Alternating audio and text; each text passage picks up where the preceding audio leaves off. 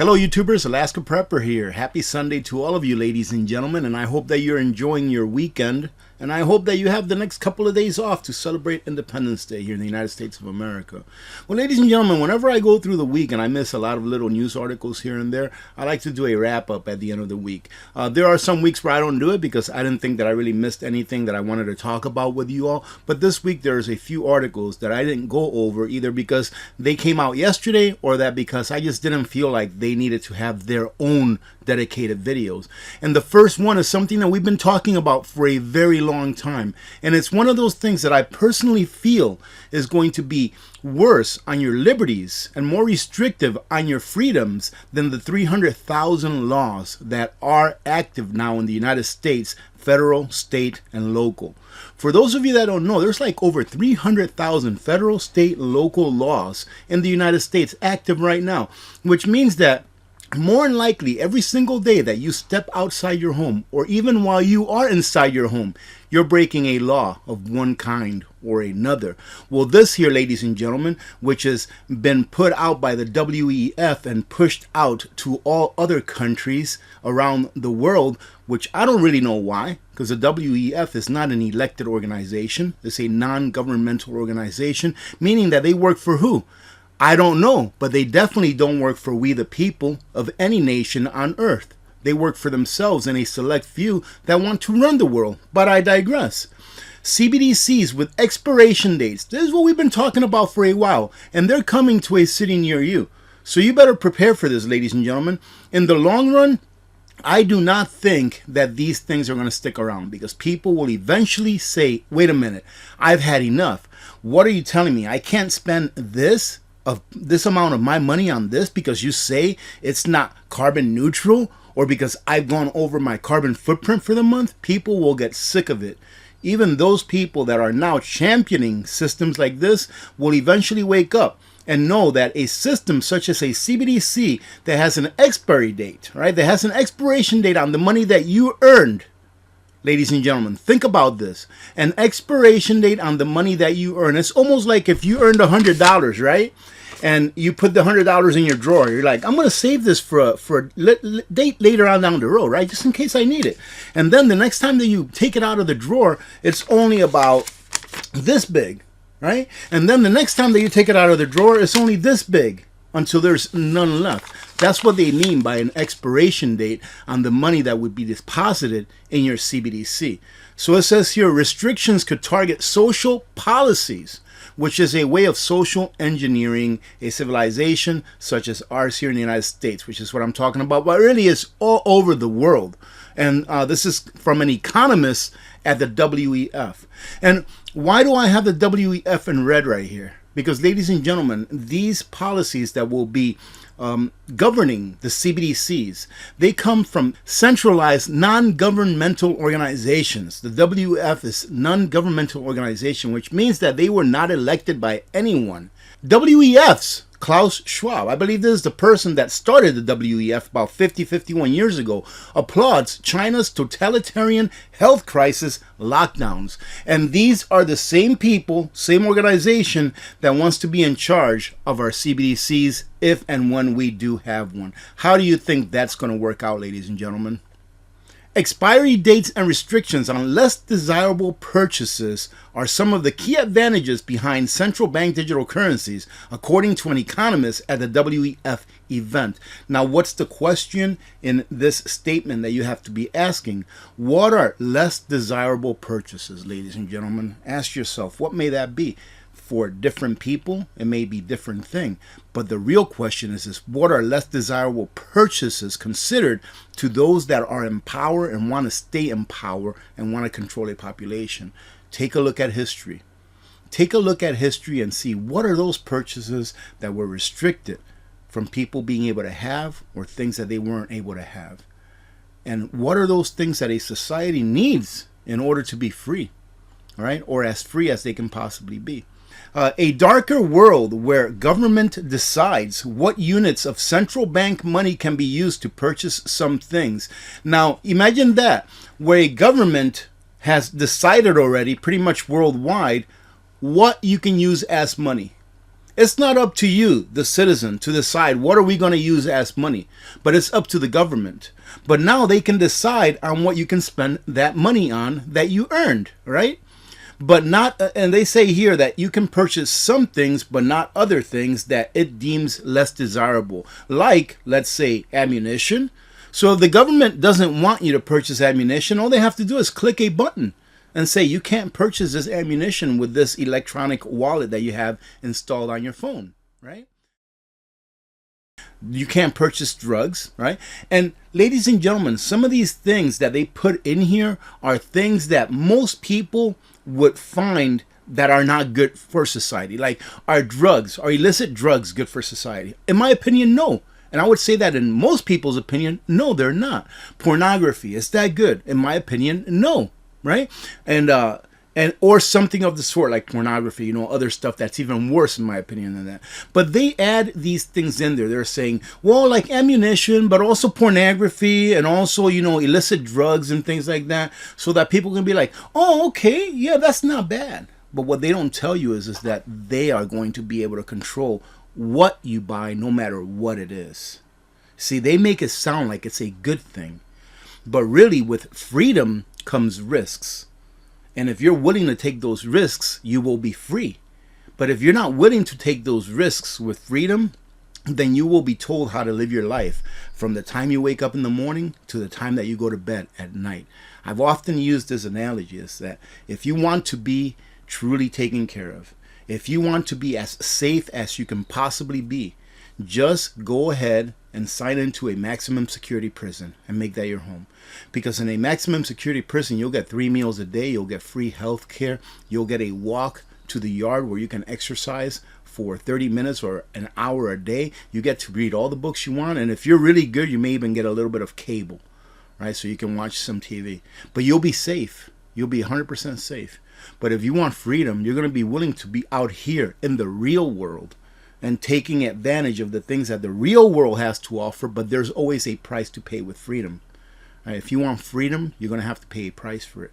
If you want to be safe, you don't have to do anything, just exist, but you won't have any freedom whatsoever. I digress. CBDC expiry dates. Integrating expiry dates with CBDCs has already been discussed by several or various central banks worldwide. And of course, ladies and gentlemen, why? Because that will be a way that central banks can control inflation and deflation. That's just a way of them controlling inflation and deflation. I've talked about this in the past. It's kind of like being able to assign an expiry date to a debt unit in a CBDC is like negative interest rates. It's pretty much the same thing. Where your money disappears a little bit at a time. For example, I'll give you a great example of a negative interest rate. If you put your $100 in the bank in a savings account and it's earning, let's be very generous and say it's earning 1% interest. All right, let's say it's earning 1% interest, but the inflation rate is, let's say, 5%. That means that this $100 is losing 4% purchasing power every single year. All right, because it's only earning 1% interest, but the inflation rate is 5%. So it's losing 4%. Same thing with your CBDCs and an expiry date. It's the same thing. It's negative interest rate.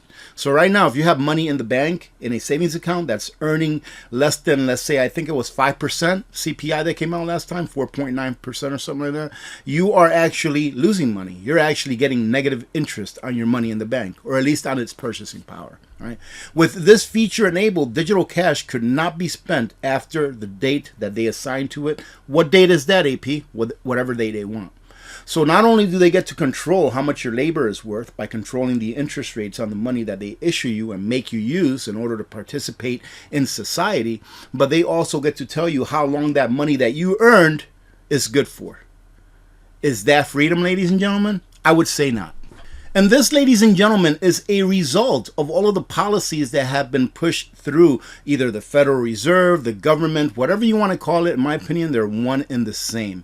All right. Americans are feeling the fiscal pain of inflation. It's a result of the policies and laws that have been passed that has to do with fiscal spending and monetary policy. All right, ladies and gentlemen, it's 100% a result of that. In a free market, businesses are allowed to lose if they should lose, if the free market determines that they should lose. And businesses that are going to thrive will thrive if the free market determines that it ought to thrive. But whenever the government gets involved with fiscal policy or monetary policy by the Federal Reserve, it allows those institutions and businesses that the government wants to succeed, and it allows those that the government does not want to succeed not to succeed. Why do you think so many mom and pop shops lost their businesses during these lockdowns? Because the government wanted the big players to succeed more so than the little players. That's why, ladies and gentlemen, now the big players are bigger and the little players are gone. 40% of all businesses that closed down during the lockdowns, they never came back. Right? They never came back, which is a better number than what I predicted. I predicted 50% will never come back. Well, 40% is the last number that I heard. And that is not a free market where the government decides who wins and who loses. With your money, with your labor, ladies and gentlemen. The price of food, shelter, healthcare, and transportation keep climbing higher, and their paychecks are unable to keep up. It's what we've been talking about for years, and I've been getting so much slack for this for all of the time that I've been talking about it. I always get the comments, that you're a fearmonger. I'm always telling you, and I've always been telling you, your salaries will never keep up with inflation. Yes, if you're one of those lucky few that really knows how to trade the market really good, like Johnny Bravo, he's always on top of inflation. He's always making more money than what it costs to live. Why? Because he's very skilled at that. He's very skilled at trading. But are most Americans? No, I would say not. If not, we wouldn't find ourselves in this predicament. Actually, if most Americans were that good at trading and making money, inflation would be a lot higher. But I digress. That's another video for a different day. But ladies and gentlemen, this is why people cannot afford to eat today, because your salary will never keep up with inflation. Let me spit out a couple of statistics, and these are a couple of years old that I remember looking back. But in a person's lifetime, in your working lifetime, which is between 40 and 50 years, between taxes and inflation, you're going to end up losing about 70% of what you actually earned in your work life. About 52% of Americans participating in a USA Today poll said that the United States is too expensive to live in. The more money that you need to live, the less freedom that you have, because you have to work more, right? So when they control how much your labor is worth, and it's worth less and less and less every year because of inflation, meaning that you have to work more and more and more in order to afford the same standard of living. You're giving up more of your time for that same thing because of the policies that government and the Federal Reserve are passing. It affects your freedom 100%, ladies and gentlemen. And this kind of baffles me in the way. Here it says, additionally, nearly 7 in 10 Americans, 70% of Americans, say that stifling inflation and the economy are the nation's top problems today. So most Americans think that it's inflation and the economy that's the worst thing with the United States right now. But they don't take a look at all of the laws that are out there that are restricting people from being able to freely trade their labor. You probably hear that rooster in the background, and that is Poppy, all right? And I will be introducing Poppy and my chickens to you here pretty soon. The chicken coop is almost done, right? It's not 100% complete. But it's almost done. It should be done here within the next few days, and then I've got my chickens coming over. All right, so that is Poppy over there saying good morning, and I just think that the crow of a rooster is just a beautiful sound. I love it. All right, a colossal heat dome is baking much of the country, could cause widespread crop failures. Well, in yesterday's video, we talked about, hey, you need to get stocked up. You need to get your food in order. You need to have enough food to see you through minimum of a month, if not a full year, best case scenario. And remember to rotate it, right?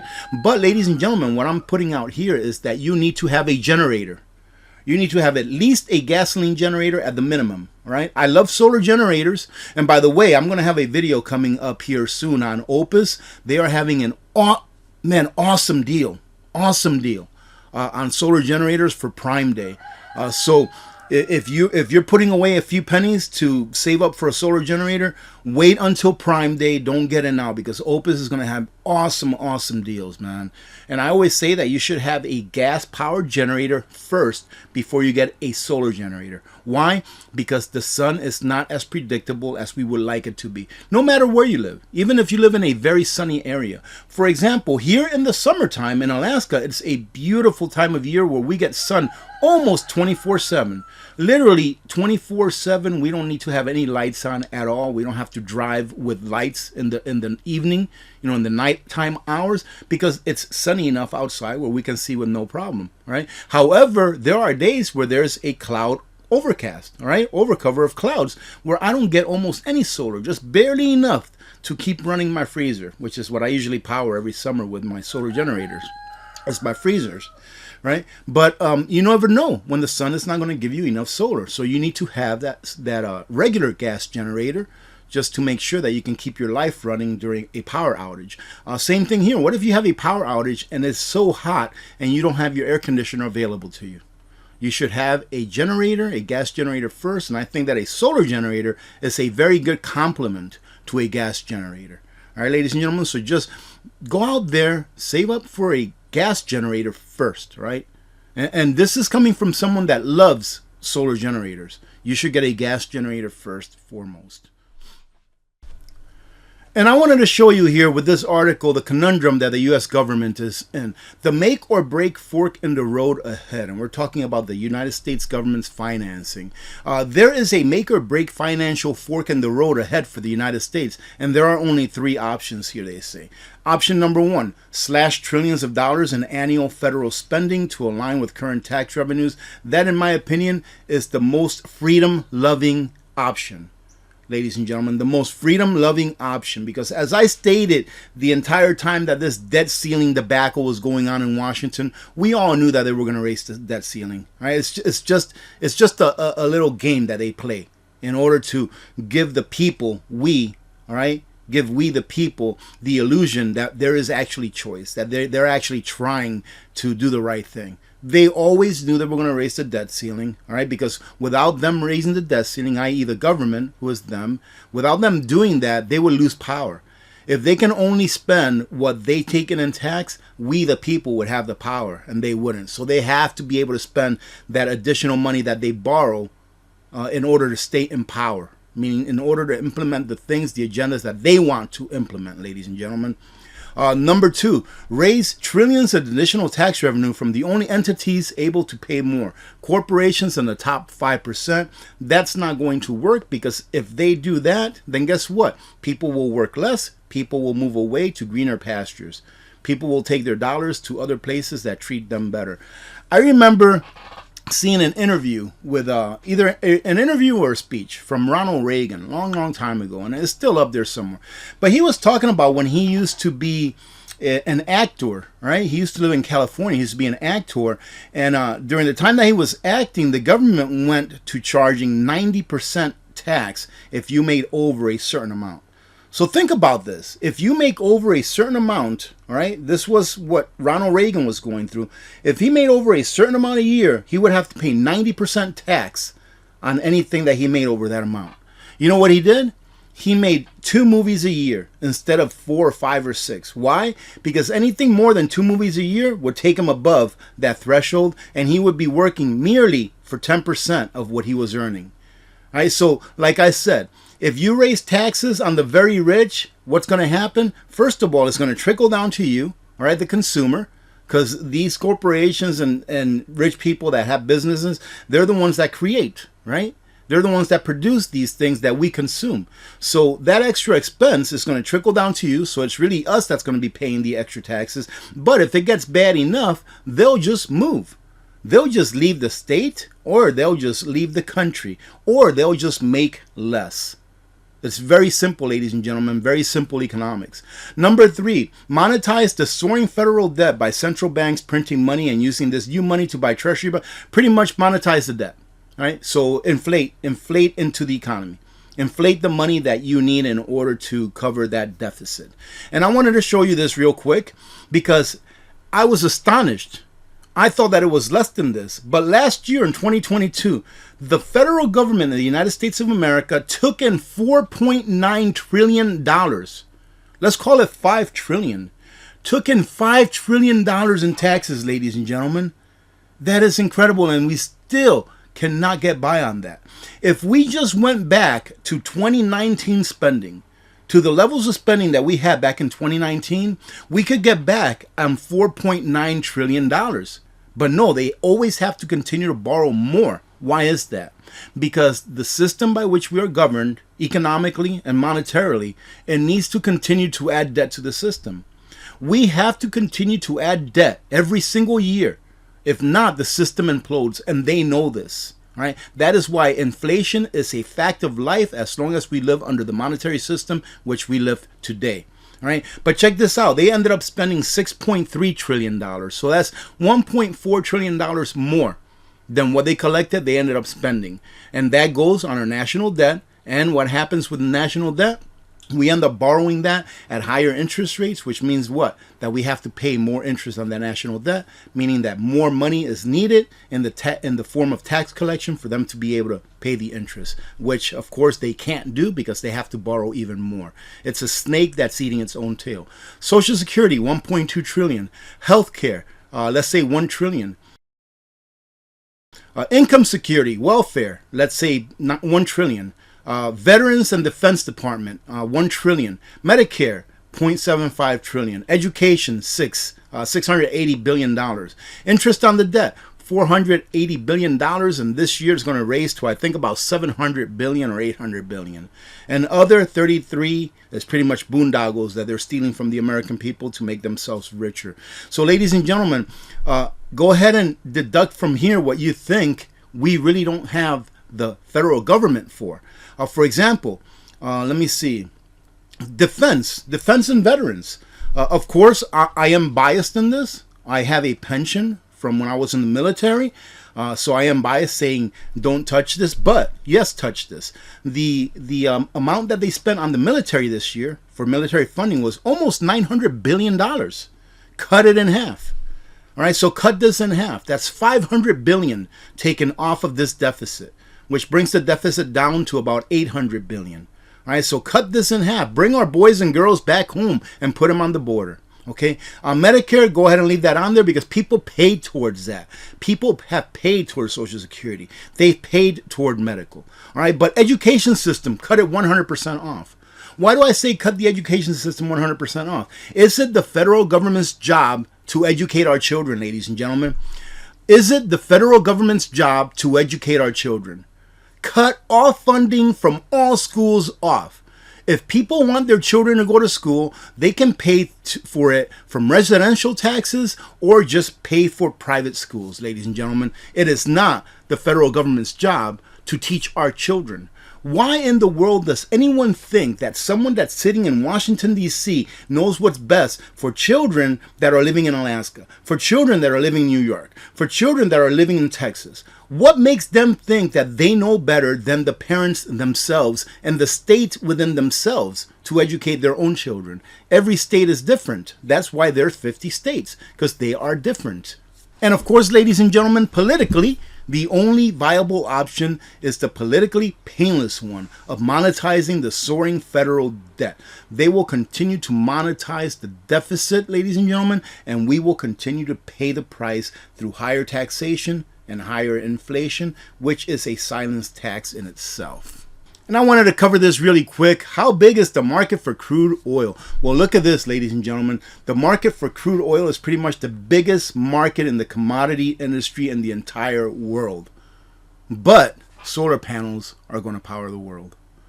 And again, like I said, I love solar panels. But solar panels and windmills, they're not going to power the world. We may be able to power the world with nuclear reactors, but it takes, 20 years to build a nuclear reactor?